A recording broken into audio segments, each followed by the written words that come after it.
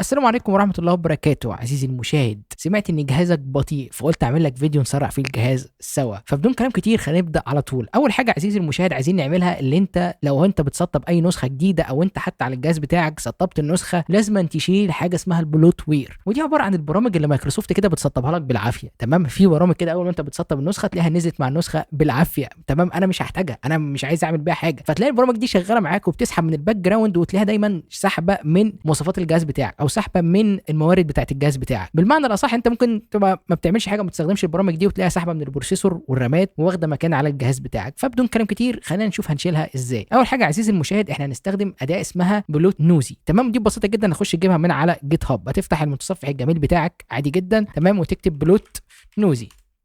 تمام، هسيب لك اللينك بتاعها في الديسكربشن، حتى انت مش محتاج ان انت تعمل سيرش. تمام، هو طبعا المايكروسوفت بينج بيعبط في السيرش. تمام، ولكن زي ما انت شايف البوت نوزي على الجيت هاب هتفتحها بالشكل دوت كده. وبعد كده كل اللي عايزك تعمله ان انت تدوس على الريليسز او تختار اخر فيرجن موجود، سواء انت بتشوف الفيديو ده دلوقتي او في المستقبل حتى عادي جدا يعني.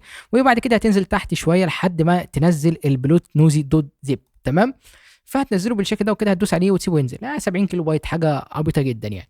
تمام، وبعد كده هنفتحه بالشكل دوت كده. خلينا نجيبه على الديسك توب بتاعتنا اللذيذه. وبعد كده كل اللي هنعمله اللي احنا نعمل له اكستراكت ببساطه جدا، كليك يمين شو مور اوبشنز وبعد كده اكستراكت اول، وبعد كده ندوس على كلمه اكستراكت وهيفتح معاك بالشكل دوت كده. كل اللي هتعمله ان انت تفتح الابلكيشن بالشكل دوت كده، دبل كليك هيجيب لك الرساله دي بتاعت السمارت سكان بتاعت النسخه. ما تقلقش من اي حاجه، كل اللي انت هتعمله ان انت تدوس مور انفو وبعد كده ران اني واي. واول ما يفتح معاك بالشكل دوت كده كل اللي عايزك تعمله ان انت تختار الاختيار الثاني اللي هو الدم بوتر، على ما اعتقد، مش عارف اسمها بتنطق ازاي، ولكن هتدوس عليها كده يظهر لك الرساله دي، ولكن دوس اوكي. يعني من الاخر بيقول لك خد بالك وانت بتمسح، عشان انت ممكن تمسح حاجه مهمه تبوظ لك النسخه. تمام، ولكن احنا مش هنمسح اي حاجه مهمه، يعني هنمسح الحاجات اللي مش مهمه.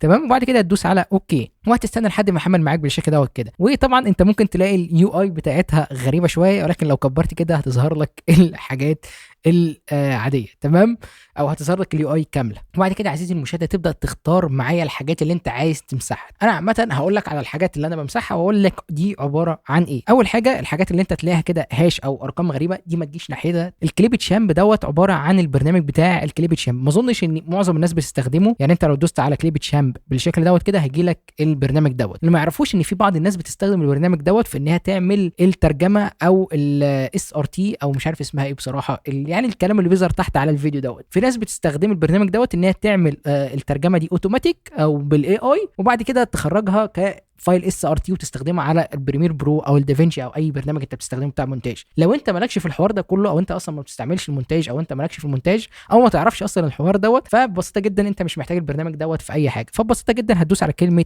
اد. تمام، وهتلاقي البرنامج راح على الناحيه اليمين، ودي عباره عن البرامج اللي هتتمسح. تمام، فببساطه جدا الحاجات مايكروسوفت ديت ما تمسحهاش، البروكر بلجن ما تمسحهاش، الاكونت كنترول الحاجات دي ما تمسحهاش، لان الاكونت كنترول ده لو مسحته هتلاقي ان الاكونت ما بيعملش معاك لوجن، وهتلاقي حاجات غريبه بتحصل في النسخه. البنج نيوز والبنج ويزر ممكن تدوس على الكنترول وانت بتحدد عشان تحدد كذا حاجه مع بعض. البنج نيوز والبنج ويزر طبعا انت مش محتاجهم، فندوس على اد. المايكروسوفت ستور تمام، وبعد كده الجيت هيلب طبعا مش عايزينها، الجيت ستارتد نفس الكلام مش عايزينها. الاكستنشنز دول سيبهم لان في بعض الناس بتحتاجهم. ماشي، لو انت جيمر او انت يعني هتستخدم النسخه للالعاب بس ممكن تمسح الاوبشنين دول، الايمج والفيديو اكستنشن، ولكن انا بفضل ان انت تسيبهم لان هم كده كده ما بيعملوش حاجه يعني. تمام، مش حاجه بتسحب جامد يعني. تمام، مايكروسوفت ايدج هنا لو انت عايز تمسح المايكروسوفت ايدج. تمام، ولكن انا مرجعش ان انت تمسح المايكروسوفت ايدج الا لما يكون معاك براوزر تاني. يعني زي ما انت شايف ده المايكروسوفت ايدج، لو انت عايز تمسحه اتاكد ان انت معاك براوزر تاني عشان تعرف تنزل او تعرف يبقى عندك براوزر تاني. تمام، المهم يعني ده المايكروسوفت ايدج، لو انت عايز تمسحه امسحه عادي جدا، دي حاجه يعني اوبشنال، حاجه ليك انت. وبرده المايكروسوفت ايدج ديف تولز والحاجات دي كلها. الاوفيس هاب تمام، مايكروسوفت اوفيس هاب اللي هو ده. تمام، وده على ما اعتقد ما حدش بيحتاجه فانا همسحه. السوليتير دي لعبه الكوتشينه. تمام، الستيكي نوتس على ما اعتقد، مش على ما اعتقد، انا بحتاجها عامه. تمام، ولكن انت ما بتحتاجهاش، هي عباره عن الابلكيشن دوت اللي هو الستيكي نوتس اللي انت بتقعد تحط فيه نوتس. يعني لو انت ما بتحتاجوش او انت ما بتستخدموش اصلا عادي جدا ممكن تمسحه، ولكن ده من البرامج اللي ما بتشتغلش في الباك جراوند، فبالنسبه لي مش مهم اللي انا اشيله اصلا. تمام، النت فريم ورك طبعا اوعى تلمسه. الاوتلوك طبعا، برنامج الاوتلوك طبعا كلنا عارفينه، برنامج مستفز. تمام، الاوتلوك بتاع مايكروسوفت طبعا شيله على طول. طبعا البينت والبيبول البيبول شيله، طبعا البينت ما تشيلهوش لان في بعض الناس بتحتاجه تمام، وبعض الناس ما بتحتاجوش، يعني دي حاجه اوبشنال تمام. اللي ما تعرفش البينت برضو هو البرنامج بتاع البينت او الرسام بتاع ايام زمان اللي احنا كنا بنقعد نلعب فيه ده تمام.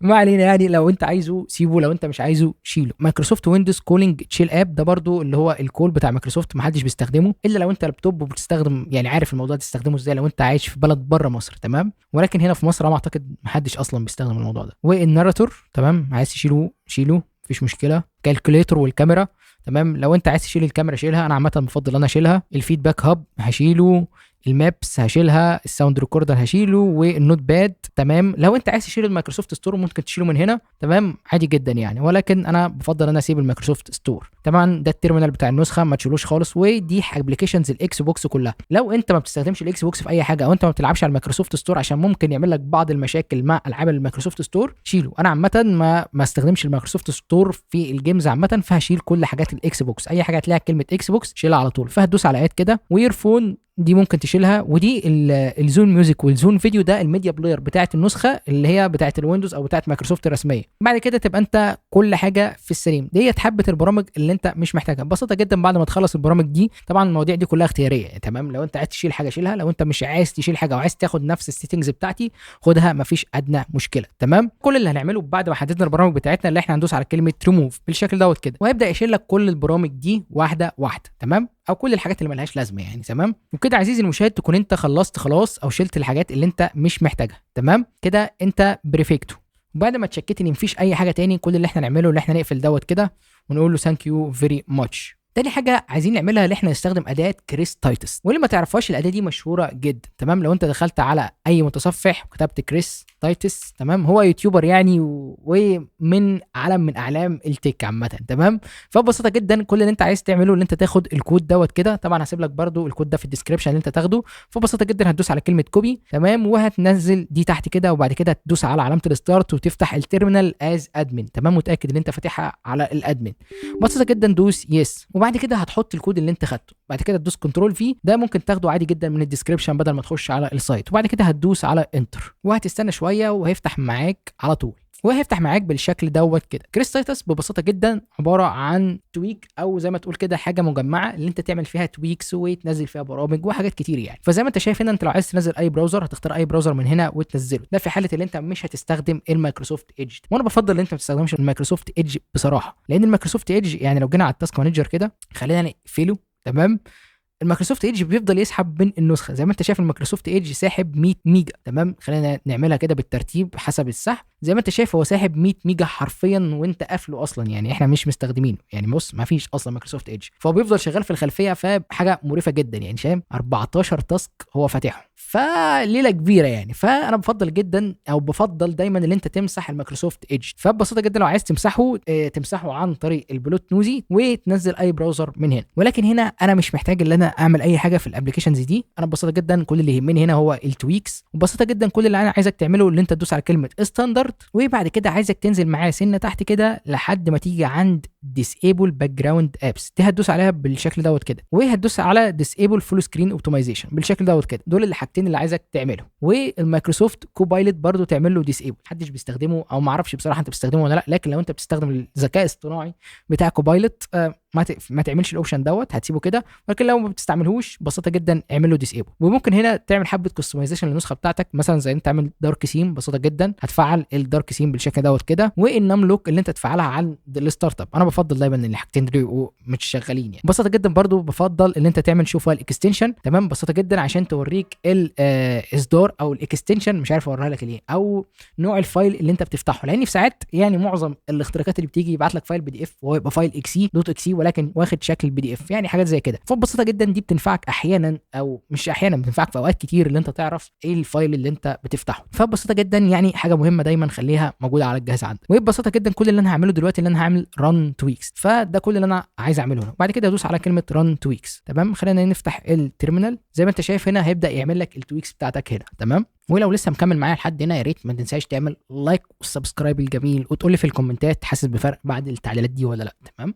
وزي ما انت شايف هيجيلك في الاخر تويكس ار فينيشد وكده، الف مبروك كده انت زي الفل. كل اللي هتعمله بعد كده مش محتاج اي حاجه، تقفل الكريستيتس او البرنامج بتاعه، وبعد كده هتقفل دي، وكده انت مش محتاج اي حاجه تاني. من هنا يا عزيزي المشاهد كل اللي انت تقدر تعمله اللي انت تعمل ريستارت للجهاز بالشكل دوت كده، تمام. وبعد ما الجهاز فتح معاك عزيزي المشاهد، كل اللي هتلاحظه ان انت هتلاقي الجهاز بقى اسرع معاك، وكمان هتلاقي ان استهلاك الموارد قل معاك. فخلينا نفتح مثلا التاسك مانجر بالشكل دوت كده، ونروح على البرفورمانس. زي ما انت شايف ان استهلاك الميموري بقى 2 جيجا، كان حوالي 2 جيجا 900 2 جيجا 800، يعني قول في رينج قول مثلا خسرنا مثلا 300 ميجا 400 ميجا، يعني وفرناهم تمام. وهتلاقي برضو استهلاك المعالج معاك بقى مظبوط تمام، يعني مش هتلاقي مثلا استهلاك المعالج 10% او 20% طول الوقت. وكمان هتلاقي عدد البروسيس قل معاك كتير قوي. فبدون كلام كتير، لو استفدت من الفيديو دوت ما تنساش تعمل لي لايك، وفي كومنتات تقول لي رايك في التعديلات دي بعد ما عملتها، وايه رايك في الاداء بتاع الجهاز بتاعك.